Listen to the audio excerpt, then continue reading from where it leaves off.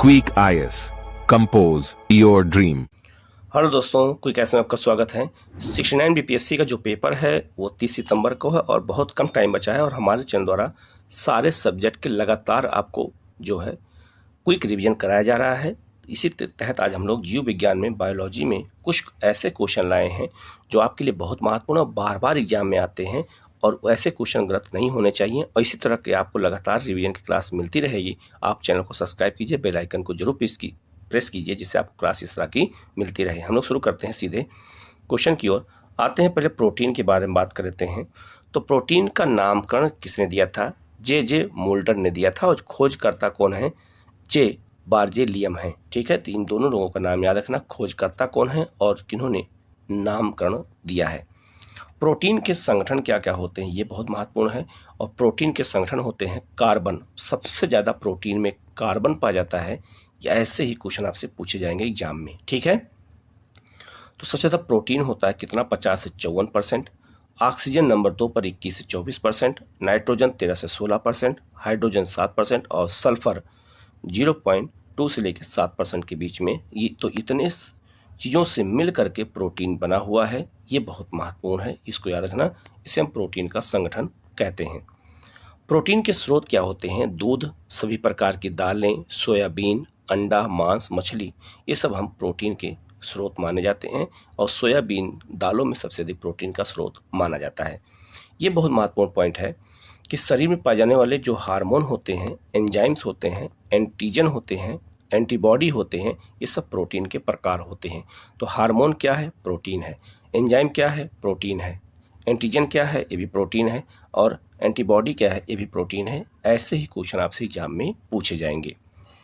Next है protein के मुख्य रूप में कार्बन, हाइड्रोजन, ऑक्सीजन, नाइट्रोजन पाया जाता है। इसके अलावा इसमें फास्फोरस, गंधक, आयोडीन और लौह के तत्व भी पाए जाते हैं। इसके अलावा प्रोटीन की कमी से दो रोग होते हैं। एक होता है क्वासियोर और एक होता है मेरास्मस। ये दो रोग होते हैं किसके कारण? प्रोटीन की कमी के कारण। ये भी बहुत महत्वपूर्ण है। ठीक है, प्रोटीन के काम क्या होते हैं? तो प्रोटीन कोशिकाओं में वृद्धि और मरम्मत का काम करते हैं। अनेक प्रोटीन उपापचय क्रियाओं में एंजाइम का कार्य करते हैं। कुछ प्रोटीन हार्मोन के संश्लेषण में काम करते हैं और हीमोग्लोबिन के रूप में ऑक्सीजन संवहन का कार्य भी प्रोटीन ही करते हैं। और हमारे शरीर में एंटीबॉडीज के रूप में शरीर की सुरक्षा भी प्रोटीन ही करते हैं। प्रोटीन किसमें क्या कहाँ पाया जाता है? अगर आपसे पूछा जाए, ये सबसे महत्वपूर्ण यही है। पूछा जाएगा कि रेशम का धागा और मकड़ी का जाला में कौन सा प्रोटीन पाया जाता है, तो आपको बताना है फाइब्रोइन प्रोटीन पाया जाता है। जबकि जो तंतुमय संयोजी ऊतक का निर्माण होता है, अस्थि और कार्टिलेज के आधार पर पदार्थ का जो निर्माण होता है, ये कोलेजन नामक प्रोटीन के कारण होता है। ठीक है, इसी तरह जो त्वचा होती है, नाखून होता है, खुर होता है, सींग होता है, बाल में होता है, इसमें केराटिन नामक प्रोटीन पाया जाता है। जबकि आपका कपास जो होता है उसमें कौन सा प्रोटीन होता है? उसे कहते हैं गोसिपीन नामक प्रोटीन कहा जाता है। जबकि कंकाल पेशिकाओं में एक्टिन और मायोसिन नामक प्रोटीन होते हैं और गेहूं में ग्लाइएडिन नामक प्रोटीन पाया जाता है। ये क्वेश्चन आपसे पूछा जाएगा, ये बहुत महत्वपूर्ण है, इसको अच्छे से याद रखिएगा। नेक्स्ट है जीन प्रोटीन कहाँ होता है? ये मक्के में होता है। जबकि इलास्टिन नामक प्रोटीन लिगामेंट्स और रक्त नालिकाओं के निर्माण में सहायक होता है। जबकि जो अंडा होता है उसमें कौन प्रोटीन होता है? तो उसमें होता है ग्लोब्यूलिन नामक प्रोटीन होता है और दूध में कैसीन नामक प्रोटीन पाया जाता है। ठीक है, जबकि रक्त का थक्का जमाने में जो प्रोटीन होता है वो होता है आपका फाइब्रोनोजल नामक प्रोटीन होता है और थ्रोम्बिन नामक प्रोटीन पाया जाता है। ठीक है, जबकि जो दाल होती है उसमें प्रोलेमिन्स नामक प्रोटीन होता है और अनाज में जो प्रोटीन पाया जाता है वो होता है ग्लूटामिन्स नामक प्रोटीन होता है। जबकि रक्त में पाया जाने वाला जो प्रोटीन होता है, जो हीमोग्लोबिन के ऑक्सीजन का जो है संवहन में सहायक होता है, वो होता है आपका ग्लोबिन नामक प्रोटीन। जबकि गुणसूत्रों में पाया जाने वाला जो प्रोटीन होता है, जो आनुवंशिक लक्षणों को एक स्थान दूसरे स्थान पहुंचाने का काम करता है, वो होता है आपका लक्षण जो पहुंचाता है वो होता है आपका हिस्टोन नामक प्रोटीन। जबकि हड्डियों में पाया जाना जो प्रोटीन होता है वो होता है आपका ओसिन प्रोटीन और माइटोकॉन्ड्रिया पाया जाना जो प्रोटीन होता है वो होता है आपका साइटोक्रोम नामक प्रोटीन पाया जाता है। ठीक है, आगे हम कुछ और डायग्राम के माध्यम से समझेंगे। मनुष्य के शरीर में पाए जाने वाले प्रमुख तत्व कौन कौन से हैं। तो मानव शरीर में सबसे ज़्यादा ऑक्सीजन पाया जाता है 65 से 70% के बीच में। दूसरा है आपका हाइड्रोजन है, कार्बन जो है आपका ये 18.5%। नंबर 3 पर है आपका हाइड्रोजन, नंबर 4 पर है आपका नाइट्रोजन और नंबर 5 पर है आपका कैल्शियम और फिर फास्फोरस। ये सबके परसेंटेज दिए गए हैं, ये हमारे शरीर में पाए जाते हैं। तो ये आपको ये क्रम के अनुसार भी आपसे ये पूछा जा सकता है। एक क्वेश्चन ये बहुत इंपॉर्टेंट है कि मछलियों के नाम से समानता रखने वाले विभिन्न जीव कौन से होते हैं। इनके नाम मछली के नाम पर होते हैं लेकिन वो मछलियाँ नहीं होती हैं। वो कौन कौन से होते हैं। तो पहला है आपका जेलीफिश। जेलीफिश मछली नहीं होता लेकिन फिश के नाम से लगेगा कि ये मछली है, लेकिन ये मछली नहीं होता है। स्टार फिश ये भी मछली नहीं है। सिल्वर फिश ये भी मछली नहीं है। कटल फिश ये भी मछली नहीं है। हेग फिश, इसके अलावा डेविल फिश, क्रे फिश और रेजर फिश ये सब मछलियाँ नहीं होती हैं, लेकिन हम इन्हें मछली की श्रेणी में रखते हैं। ठीक है, लेकिन कुछ ऐसे नाम आपको मिलेंगे जीव जंतुओं के जो मछलियाँ वास्तविक रूप से होती हैं। तो कौन कौन सी मछलियाँ होती हैं। तो जैसे आपका समुद्री घोड़ा, flying fish, pine fish, pedal fish, gold fish, globe fish, आपका कैट फिश और डॉग फिश। देखिए ये सब जो है क्या है, ये सब मछलियों के प्रकार हैं। तो आपको इसमें से कोई एक याद कर लेना है जिससे आपको ये चीज़ें याद रहें कि कौन सी मछली होती है और कौन सी मछली नहीं होती है। ये भी क्वेश्चन आपसे एग्जाम में पूछे जाते हैं। ठीक है, कुछ ऐसे जलीय जीव होते हैं जो स्तनपायी होते हैं। तो कौन कौन से होते हैं। पहला है ब्लू व्हेल, ये पृथ्वी का सबसे विशालतम स्तनपायी होता है। दूसरा होता है स्पर्म व्हेल, ठीक है, ये विशालतम दांत वाली व्हेल होती है। एक समुद्री शेर होता है, सील या फोका होता है, वाल रस होता है और डॉल्फिन और समुद्री गाय। ये सब को हम जलीय स्तनधारी जीव में रखते हैं, ये बहुत महत्वपूर्ण है।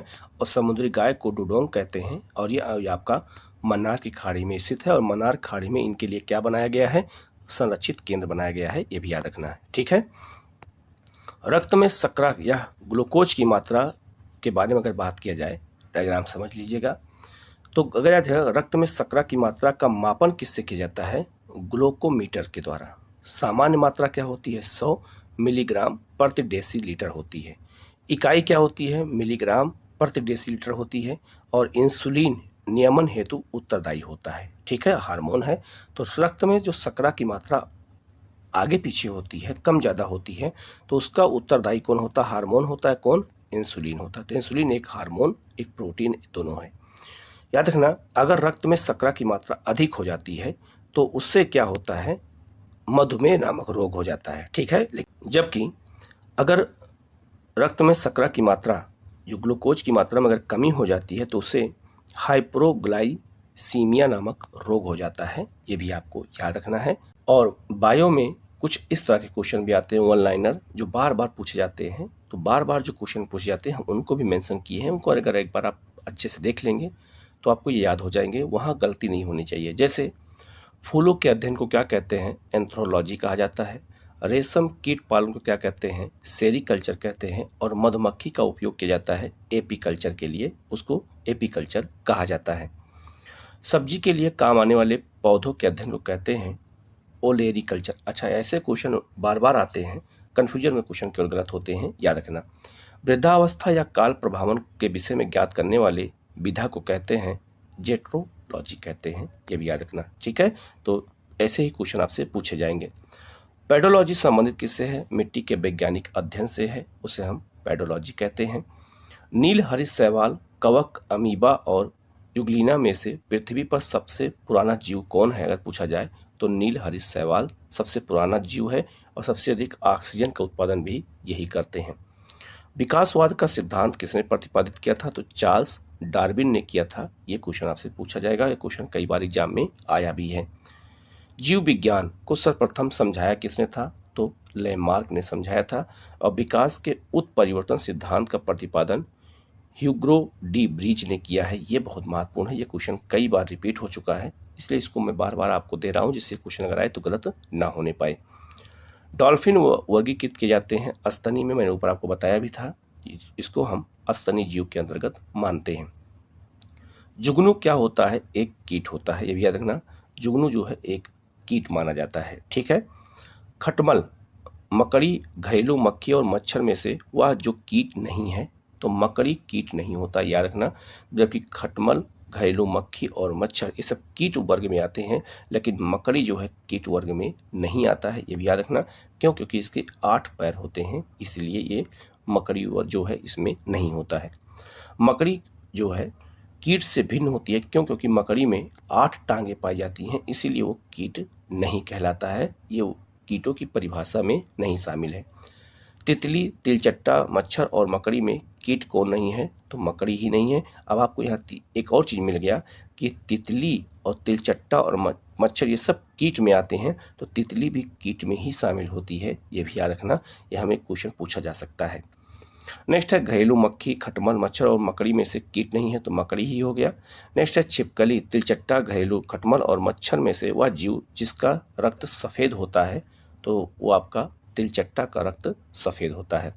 जब चींटियां काटती हैं तो वो जो है कौन सा अम्ल छोड़ती है हमारे शरीर में, जो अंतर छेपित करती हैं? फार्मिक अम्ल होता है। ये भी क्वेश्चन कई बार आ चुका है, ऐसे ही क्वेश्चन इनको सबको अच्छे से आपको देख लेना है। मकड़ियों द्वारा उत्पादित रेशम क्या कहलाता है? तो उसे हम गासमीर रेशम कहते हैं, ये बात बहुत महत्वपूर्ण है। तो मकड़ियों द्वारा जो रेशम होता है वो प्रोटीन होता है, मैंने ऊपर आपको बताया भी था, और वो जो है रेशम को कहते क्या हैं? तो उसे हम गासमीर रेशम कहते हैं। वह ग्रुप जिसके जंतु प्रायः रातिचर होते हैं, वो तो कौन होते हैं? तो मच्छर, चमगादड़ और उल्लू, ये सब रातिचर होते हैं, ये भी याद रखना। ऐसे कैसे कभी कभी सिंपल क्वेश्चन पूछ देते हैं, तो गलत ना होने पाए। नेफेथिस खासियाना घटपक्षी नामक दुर्लभ और आपातीय पौधा कहाँ पाया जाता है? ये मेघालय में पाया जाता है। आपसे पूछा जाएगा घटपर्णी का रासायनिक नाम क्या है, तो ये याद रखना, ये क्वेश्चन बहुत महत्वपूर्ण पूछा जाएगा। नेफेथिस खासियाना, ठीक है। ये होता क्या है? तो मेघालय में मिट्टी में नाइट्रोजन कम पाया जाता है, तो घटपर्णी पौधे क्या करते हैं? अपने पत्ती को खोल देते हैं। जैसे उसमें कोई कीट आके बैठ जाता है, आप इमेज में देख सकते हैं, जब कोई कीट आके बैठ जाता है तो कीट को ये लोग बंद कर लेते हैं, फूल का जो है वो बंद हो जाता है, और उसी कीट की जो उनमें नाइट्रोजन पाया जाता है, उसी नाइट्रोजन का यूज ये पौधा करता है। तो याद रखना, इसीलिए इसे जो है मांसाहारी पौधा भी कहा जाता है, ये भी याद रखना, ठीक है। नेक्स्ट है पौधे का वह भाग जिससे हल्दी प्राप्त होता है, तना। जीरा, लौंग, काली मिर्च और हल्दी में से वह जो पुष्प कालिका होती है, तो लौंग जो है एक सूखा फूल होता है। लौंग प्राप्त होता है सूक्ष्म पुष्प कली से, बता दिया। लहसुन की अभिलक्षण गंध का कारण क्या होता है? लहसुन में जो गंध हमारा जो गंध करता है उसमें क्या पाया जाता है? सल्फर यौगिक पाया जाता है। ये क्वेश्चन बहुत महत्वपूर्ण है, ये पूछा जा सकता है। प्याज के छिलके उतारने पर आंसू आते हैं क्योंकि प्याज निष्कासित करता है सल्फेनिक अम्ल। एक होता है सल्फोरिक अम्ल, लेकिन यह सल्फेनिक अम्ल है जो प्याज के छिलके निकालने से आंखों से आंसू आते हैं। ये क्वेश्चन पूछा जा सकता है। मिर्च की जो है तीव्रता या मिर्च का जो तीखापन होता है उसका कारण क्या होता है? तो उसका कारण होता है कैप्सेसाइनिन जो है उपस्थिति, ठीक है। उसी कारण ये जो है मिर्च तीखी लगती है, ठीक है। तो ऐसे क्वेश्चन आपसे पूछे जाएंगे। तुलसी के पौधे का औषधीय महत्व क्या है? तो तुलसी के पौधे में क्या पाया जाता है? तो फीनाल पाया जाता है और फ्लेवोनाइड पाया जाता है। ये 2 तत्व पाए जाते हैं, इसीलिए ये औषधीय गुण माना जाता है। तो ये क्वेश्चन आपसे पूछा जाएगा। कुनेन जो मलेरिया के लिए एक प्रमुख औषधि है, यह प्राप्त कहाँ से होती है? तो आवृतबीजी पादपों से प्राप्त की जाती है। कुनेन जो मलेरिया की दवा होती है। नेक्स्ट है मलेरिया रोग की प्रभावी औषधि। कुनैन का निष्कर्षण किया जाता है तो सिनकोना की छाल से, ठीक है। और मलेरिया निदान हेतु आर्टीथर नामक की औषधि प्राप्त की जाती है बीजीय पादप से, ठीक है। तो मलेरिया हमारे देश की सबसे बड़ी समस्या है जो 2030 तक समाप्त करनी है। समुद्री घास महत्वपूर्ण स्रोत क्या होते हैं? आयोडीन के, ठीक है। समुद्री घास का उपयोग आयोडीन की पूर्ति के लिए किया जाता है। कोरोना रोगियों के उपचार के लिए प्रयुक्त हाइड्रोक्सी क्लोरोक्विन एक कृत्रिम औषधि है, ये भी याद रखना। ये एक जो है आर्टिफिशियल जो है औषधि ये है।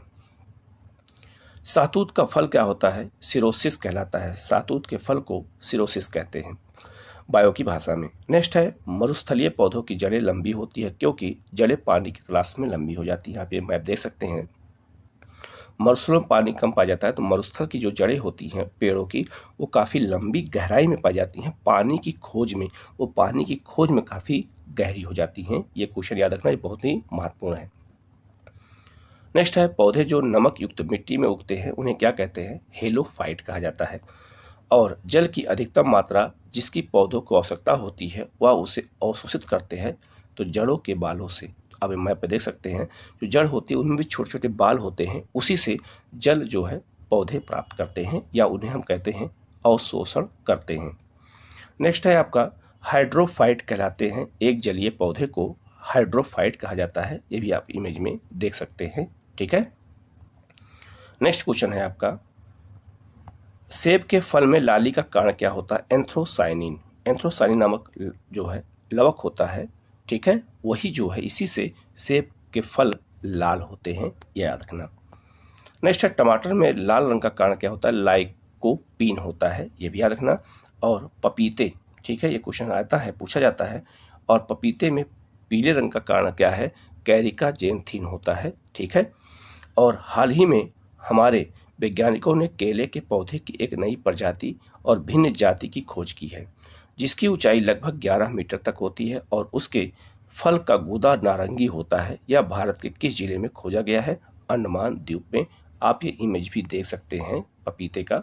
ठीक है, तो इसका जो वो गूदा होता है वो नारंगी रंग का होता है। ये पूछा जा सकता है ये कहाँ खोजा गया है? तो अंडमान निकोबार द्वीप समूह में। कपास का प्रमुख घटक क्या होता है? सेलुलोज होता है। तो कपास में कई चीज़ें पाया जाता है, कपास में प्रोटीन भी पाया जाता है, लेकिन सबसे ज़्यादा सेलुलोज होता है, ये भी याद रखना है। नेक्स्ट है, लाइकेन मिश्रित जीव क्या होते हैं, वो किससे बने होते हैं? तो लाइकेन जो होता है वो कवक और शैवाल से मिलकर बनता है, ये भी याद रखना है। ठीक है। और लाइकेन वायु प्रदूषण के संकेतक माने जाते हैं, ये भी याद रखना है। नाभिक के अलावा कोशिका के किस कोशिकांग में डीएनए होता है? तो माइटोकॉन्ड्रिया में भी डीएनए पाया जाता है, ये भी याद रखना। और कहाँ पाया जाता है? तो यह जो है नाभिक में भी पाया जाता है। जीवों में अत्यधिक विविधता का कारण क्या है? उत्परिवर्तन। उत्परिवर्तन के कारण ही जीव जंतुओं में अत्यधिक विविधता, डाइवर्सिटी पाई जाती है, ये भी याद रखना, उत्परिवर्तन के कारण। ठीक है। पादप कोशिका जंतु कोशिका से भिन्न क्यों होती है? क्योंकि उसमें कोशिका भित्ति पाई जाती है। आप इमेज में देख सकते हैं, इसमें कोशिका भित्ति पाई जाती है। जैव कोशिका का वह भाग कोशिकांग जो कोशिका का पावर हाउस कहलाता है, माइटोकॉन्ड्रिया को जो है पावर हाउस कहा जाता है। ठीक है, कोशिका का। नेक्स्ट है, आनुवंशिकता के जनक के रूप में जो है कौन वैज्ञानिक विख्यात है? तो ग्रेगर मेंडल को हम आनुवंशिकता का जनक कहते हैं। और मेंडल के अनुसार आनुवंशिकता का सिद्धांत का किस पर आधारित था? लैंगिक जनन पर आधारित था। ऐसे ही क्वेश्चन पूछे जाते हैं और कभी कभी सरल क्वेश्चन हमसे गलत हो जाते हैं क्योंकि हम रिवीजन नहीं करते हैं। नेक्स्ट है, जीवों में आनुवंशिक लक्षण संतान में ले जाए जाते हैं, तो किसके द्वारा? तो क्रोमोसोम के द्वारा ही एक जो है जीव से दूसरे जीव में जो है आनुवंशिक लक्षण पहुंचाए जाते हैं, क्रोमोसोम के द्वारा। जीन क्या होते हैं? वो सिंपल पूछा जाएगा। तो जीन डीएनए का एक भाग होता है। ठीक है। और डीएनए में मौजूद शर्करा कैसे होती है? तो उसे हम कहते हैं डीऑक्सीराइबोस कहते हैं। ठीक है, डीएनए। नेक्स्ट है, एक वयस्क मनुष्य मानव शरीर में रक्त प्रतिशत कितना होता है? लगभग 60 से 70%। मैंने ऊपर आपको डायग्राम के माध्यम से समझाया भी था। नेक्स्ट है, मानव शरीर में जिस तत्व का प्रतिशत सबसे अधिक होता है वो है ऑक्सीजन। ये भी मैंने आपको ग्रुप ऊपर बताया था, आप इमेज में भी देख सकते हैं कि सबसे ज़्यादा ऑक्सीजन ही पाया जाता है। मानव शरीर की सबसे छोटी हड्डी कौन सी होती है? स्टेपीज होती है। यह कहाँ होती है? तो यह आपका कहाँ पाई जाती है? तो ये कान में पाई जाती है। अस्थि और दंत निर्माण हेतु आवश्यक तत्व क्या होता है? कैल्शियम और फास्फोरस होता है। इसे हड्डियां और दांत मजबूत होते हैं।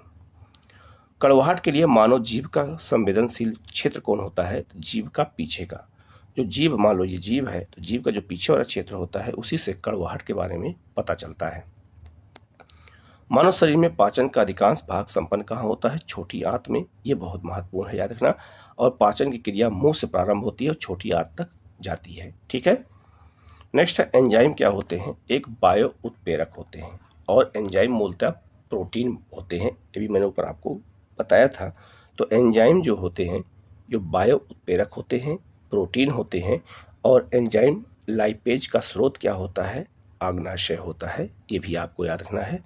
तो यहाँ सबसे ही क्वेश्चन आपसे बार बार पूछे जाते हैं, ये याद रखना। नेक्स्ट है मानव शरीर में प्रोटीन का पाचन प्रारंभ कहाँ होता है? आमाशय में होता है। तो प्रोटीन का पाचन कहाँ किया जाता है? ये स्टोमच में होता है, आमाशय में होता है। ये बहुत महत्वपूर्ण है, याद रखना। शरीर में अतिरिक्त ग्लूकोज ग्लाइकोजन में परिवर्तित होकर भंडारित कहाँ होता है? लीवर में, यकृत में होता है। ठीक है, तो ग्लूकोज ग्लाइकोजन में बदल करके हमारे यकृत में इकट्ठा हो जाता है। ठीक है, नेक्स्ट है यकृत और मांसपेशियों में ऊर्जा जमा होती है कहाँ से? ग्लाइकोजन के रूप में। तो हमारे जो ऊर्जा होती है कहाँ पर? तो यकृत और मांसपेशियों में, वो ग्लाइकोजन के रूप में होती है। ये बहुत महत्वपूर्ण है। और मानव शरीर की सबसे बड़ी ग्रंथि कौन सी होती है? लीवर ही होती है, ये भी याद रखना। नेक्स्ट है विटामिन क्या होते हैं? तो विटामिन एक कार्बनिक यौगिक होते हैं, अकार्बनिक नहीं होते हैं। तो विटामिन एक कार्बनिक होते हैं। ये से साधारण क्वेश्चन कभी कभी आते हैं और कंफ्यूजन में हमसे गलत होते हैं। नेक्स्ट है यौगिकों का समूह जिसे सहायक आहार कहा जाता है, तो उसे हम विटामिन कहते हैं और विटामिन को सहायक आहार की संज्ञा दी जाती है। ठीक है, नेक्स्ट क्वेश्चन है सेब का हृदय रोगियों के लिए विशेष महत्व है क्योंकि ये क्या होते हैं? ये बड़े स्रोत होते हैं पोटेशियम के। तो सेब में पोटेशियम पाया जाता है और जो हृदय रोगी होते हैं उन्हें सेब खाने की ही सलाह दी जाती है। मानव आहार में पॉलिश किए हुए चावल के उपयोग से क्या होता है? बेरी बेरी नामक रोग हो जाता है। ठीक है, तो ये भी बहुत महत्वपूर्ण क्वेश्चन है, याद रखना।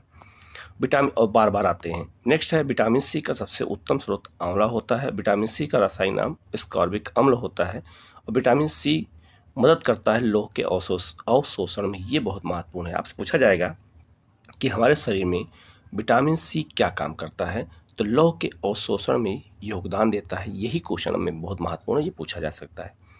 विटामिन जिसकी कमी से खून का थक्का नहीं जमता है, विटामिन के होता है, ये भी याद रखना है। और विटामिन डी की जो है अल्पता से कौन सा रोग हो जाता है? तो रिकेट्स होता है और ऑस्टियोपोरोसिस नामक रोग हो जाता है। विटामिन डी में क्या पाया जाता है? तो कैल्सीफेरॉल पाया जाता है। ये विटामिन डी का रासायनिक नाम है। तो ये सब चीज़ें को अच्छे से आपको याद रखना है। नेक्स्ट है विटामिन जो सूर्य के प्रकाश की उपस्थिति में त्वचा में बनता है, वो विटामिन डी होता है। इसलिए विटामिन डी को हार्मोन भी कहा जाता है। ठीक है, नेक्स्ट है कोले कैल्सीफेरॉल रासायनिक यौगिक किसका नाम है? तो ये याद रखना, ये है आपका D3 को कहते हैं। नेक्स्ट है आपका विटामिन ए प्रोटीन, हार्मोन और एंजाइम में से किसका निर्माण हमारे शरीर में नहीं होता है? तो विटामिन ए का प्रोटीन का, हार्मोन और एंजाइम का होता है, लेकिन विटामिन ए का नहीं होता है हमारे शरीर में। इसको बाहर से लेना पड़ता है। नेक्स्ट है जिस विटामिन में कोबाल्ट पाया जाता है वो B12 होता है, जिसमें कोबाल्ट पाया जाता है। विटामिन B12 में धातु कौन सी होती है? कोबाल्ट होती है। और साइनोकोबालमिन क्या होता है? विटामिन B12 का रासायनिक नाम होता है। ठीक है, नेक्स्ट है थायमीन क्या है? विटामिन बी को थायमीन रासायनिक रूप से कहा जाता है, जबकि विटामिन बी और सी ये जल में घुलनशील विटामिन होते हैं। ये भी याद रखना। बाकी सारे विटामिन जो है वसा में घुलनशील होते हैं। बाल किस प्रोटीन का बना होता है? मैंने ऊपर आपको बताया था, ये क्रेटीन नामक प्रोटीन का बना होता है। तो ऐसे ही क्वेश्चन आपसे पूछा जाएगा। मानव के बाल और नख में भी जो विटामिन होता है वो भी क्रेटीन ही होता है। मैंने ऊपर आपको सब बता दिया था। नेक्स्ट है गेहूं में प्रोटीन बनाने के गुणों को प्रभावित करने वाला पदार्थ कौन होता है? ग्लूटीन होता है। ठीक है, ग्लूटीन ये भी मैंने आपको ऊपर बताया था। ठीक है, नेक्स्ट है हमारे शरीर में अम्लीयता और क्षारकता के बीच को जो तत्व संतुलन बनाए रखता है उसे फास्फोरस कहते हैं। ठीक है, तो फास्फोरस ही है जो अम्ल और क्षार के बीच में संतुलन को बनाता है। नेक्स्ट है बासमती चावल के दाने पकाने पर लंबे हो जाते हैं क्योंकि उसमें क्या पाया जाता है? तो उसमें एमाइलोज पाया जाता है, इसलिए वो फूल करके लंबे हो जाते हैं। दूध में मिठास आ सकती है किस कारण से? लैक्टोज की उपस्थिति के कारण। और दूध में जो है विद्यमान सेकेराइड क्या होते हैं? लैक्टोज होते हैं। दूध खराब किस कारण होता है?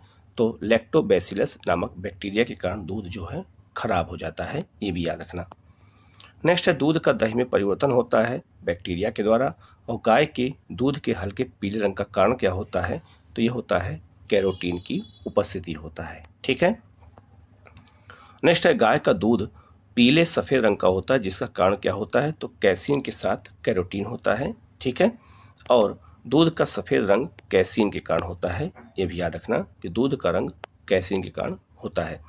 दूध प्रोटीन को पचाने वाला एंजाइम कौन होता है? रेनिन होता है। यही दूध प्रोटीन को पचाने वाला एंजाइम कहा जाता है। कैसीन दूध क्या होता है? प्रोटीन होता है। और शरीर में ऊतकों का निर्माण प्रोटीन से ही होता है, जिसे हम टिश्यू कहते हैं। तो टिश्यू के निर्माण के लिए प्रोटीन ही जिम्मेदार है। ऊपर मैंने आपको बता दिया था। और नेक्स्ट है, मानव शरीर की धीमी वृद्धि किससे होती है? प्रोटीन की कमी के कारण। अगर किसी मानव शरीर में वृद्धि धीमे गति से हो रही है, इसका मतलब उसमें प्रोटीन की कमी है। ठीक है, तो ये इतने महत्वपूर्ण क्वेश्चन थे। किसी क्वेश्चन में कोई डाउट हो कमेंट करके बताइएगा। वीडियो कैसा लगा कमेंट करके जो बताइएगा। आपका रिवीजन इसी तरह लगातार चलता रहेगा। आप लोग चैनल को सब्सक्राइब कीजिए, बेल आइकन को जरूर प्रेस कीजिएगा, जिससे इस तरह क्लास आपको लगातार मिलती रहे। Okay, thank you.